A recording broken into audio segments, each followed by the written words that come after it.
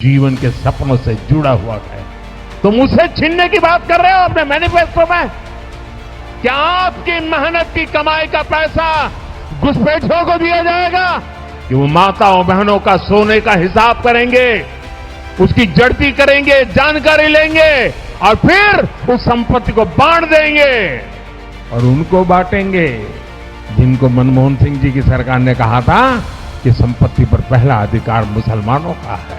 मंगल सूत्र भी बचने नहीं देंगे, यहां तक जाएंगे, मैं कहने आया हूं। देश भर में बीजेपी के चुनावी मंच से इन दिनों कांग्रेस के मैनिफेस्टो की ही सबसे ज्यादा चर्चा है। पीएम मोदी हो या फिर सबसे बड़े सूबे के सीएम योगी, सभी कांग्रेस के मैनिफेस्टो को कटघरे में खड़ा कर रहे हैं।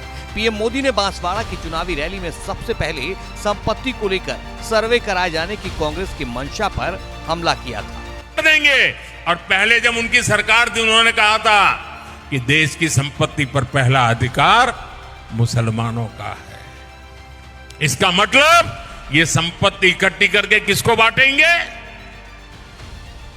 जिनके ज्यादा बच्चे हैं उनको बांटेंगे। घुसपैठियों को बांटेंगे। क्या आपकी मेहनत की कमाई का पैसा घुसपैठियों को दिया जाएगा?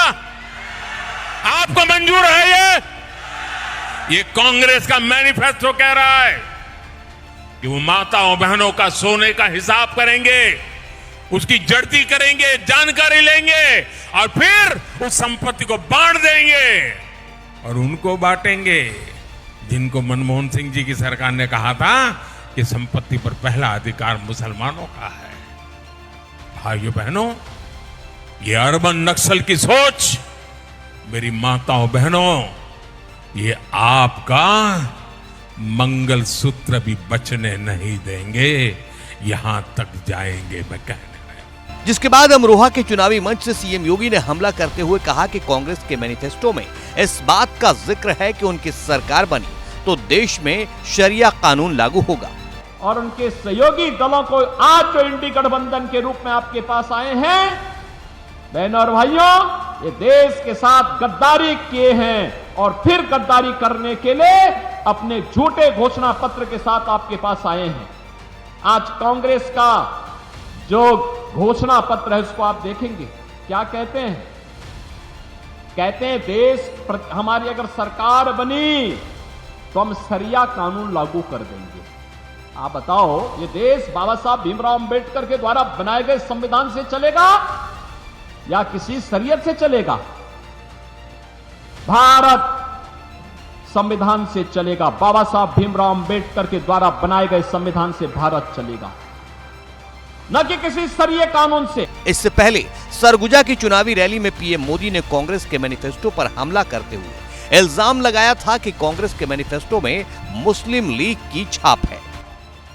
आज जब मैं सरगुजा आया हूं तो कांग्रेस की मुस्लिम लीगी सोच को देश के सामने रखना चाहता हूं।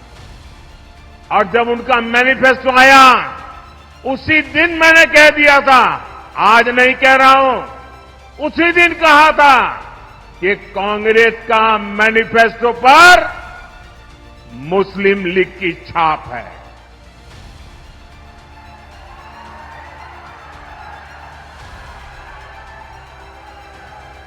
साथियों, जब संविधान बन रहा था,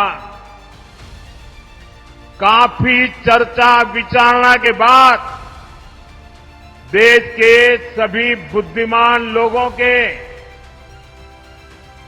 चिंतन मनन के बाद बाबा साहब आंबेडकर के नेतृत्व में ये तय किया गया था कि भारत में धर्म के आधार पर आरक्षण नहीं होगा। आरक्षण होगा तो मेरे दलित भाई बहनों के लिए होगा, मेरे आदिवासी भाई बहनों के लिए होगा, लेकिन धर्म के नाम पर आरक्षण नहीं होगा। लेकिन वोट बैंक की भूखी कांग्रेस ने कभी इन महापुरुषों की बातों की परवाह नहीं की, संविधान की पवित्रता की परवाह नहीं की, बाबा साहब आंबेडकर के शब्दों की परवाह नहीं की।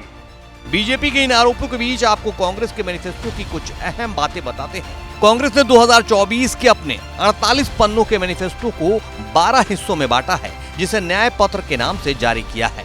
इन 12 हिस्सों में 12 कैटेगरी हैं। पहला, न्याय का संकल्प। दूसरा, हिस्सेदारी न्याय। तीसरा, युवा न्याय। चौथा, नारी न्याय। पांचवा, किसान न्याय। छठा, श्रमिक न्याय। सातवां, संवैधानिक न्याय। आठवां, आर्थिक न्याय। नौवां, राज्य न्याय। 10वां, रक्षा न्याय। 11वां, पर्यावरण न्याय। और मैनिफेस्टो के 12वें हिस्से में निवेदन है।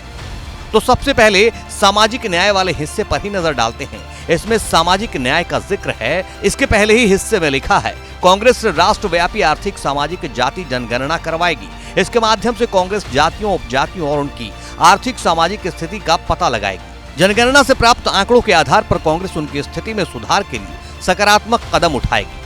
सामाजिक न्याय के कॉलम में आगे लिखा है, कांग्रेस पार्टी अनुसूचित जाति, अनुसूचित जनजाति, अन्य पिछड़ा वर्ग एवं गरीब सामान्य वर्ग को मिलने वाले आरक्षण पर 50% का कैप हटाएगी। कांग्रेस भूमिहीनों को जमीन वितरित करेगी। जहां तक अल्पसंख्यकों का सवाल है, कांग्रेस के घोषणा पत्र में लिखा है, कांग्रेस यह सुनिश्चित करेगी कि अल्पसंख्यकों को शिक्षा, स्वास्थ्य देखभाल, सरकारी नौकरी, लोक निर्माण अनुबंध, कौशल विकास, खेल और सांस्कृतिक गतिविधियों में बिना किसी भेदभाव के उचित अवसर मिले।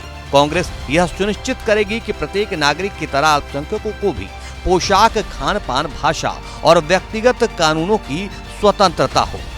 कांग्रेस ने अपने मैनिफेस्टो में 28 नंबर पेज पर आर्थिक न्याय का जिक्र किया है। इसमें कांग्रेस ने राजनीतिक और सामाजिक न्याय की तरह इसे भी महत्वपूर्ण बताया है। इसमें कांग्रेस ने नौकरियां, स्वरोजगार बढ़ाने के साथ साथ कई उपायों को बताया है। इसी के 21वें नंबर पॉइंटर में कांग्रेस ने जिक्र किया है कि कांग्रेस नीतियों में उपयुक्त बदलाव करके धन और आय के मामले में बढ़ती असमानता का समाधान करेगी। इसी में आगे जन कल्याण शीर्षक में कांग्रेस ने लिखा है कि भारत की जनता आर्थिक तौर पर विभाजित है और अति अमीर लोगों का एक बहुत छोटा सा वर्ग है। इसके बाद मध्यम वर्ग है जो गरीबी रेखा से ऊपर है, लेकिन मध्यम वर्ग में नहीं आता।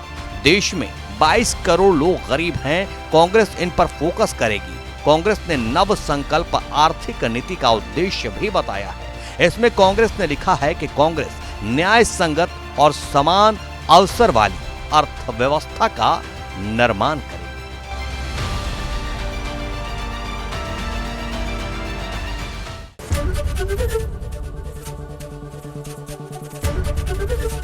एबीपी गंगा, खबर आपकी, जुबान आपकी।